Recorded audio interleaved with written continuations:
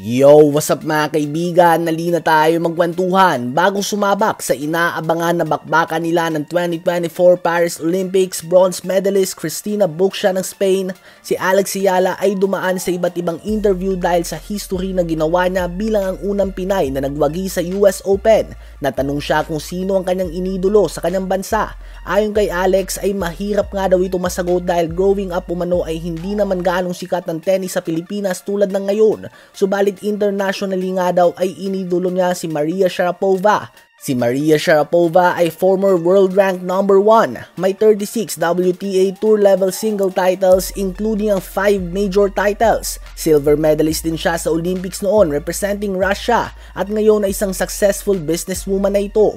Nang matanong naman tungkol sa suporta na natatanggap niya mula sa kanyang mga kababayan ay masayang sinagot ni Alex na wala umanong katulad ang mga Pilipino. Hindi niya nga daw ito nakikita sa kahit anong nationality. Makakita ka lang nga daw nito ay masisense mo na kagad ang kapwa at parang isang community nga daw ito o pamilya. Tuwang-tuwa nga si Alex Ayala sa suporta na natatanggap niya sa mga Pilipino at nais niyang ipagpatuloy na gumawa ng history para sa ating bansa.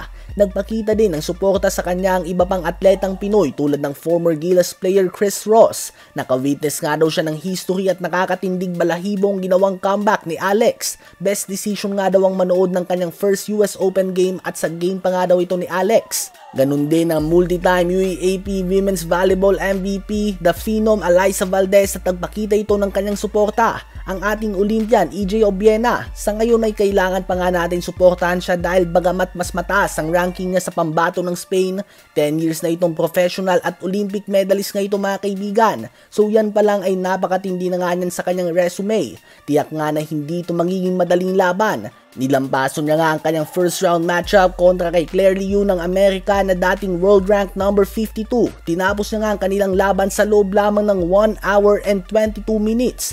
Ganun pa man ay manalo o matalo nga ang ating pambato Alex Ayala ay dapat buo ang ating suporta sa kanya. Lalo na't nagsisimula pa lang nga siya mga kaibigan. 20 years old pa lang nga siya na patuloy pang umaangat sa World Tennis Association rankings. Ano ba masasabi niyo tungkol dito? I-comment yan sa baba at aking babasahin yan. Huwag kakalimutan na mag-like, mag-subscribe at i-hit ang notification bell for more updates at kwentuhan. Maraming salamat po sa inyong lahat. Tuloy nating suportahan si Alex Ayala mga kaibigan.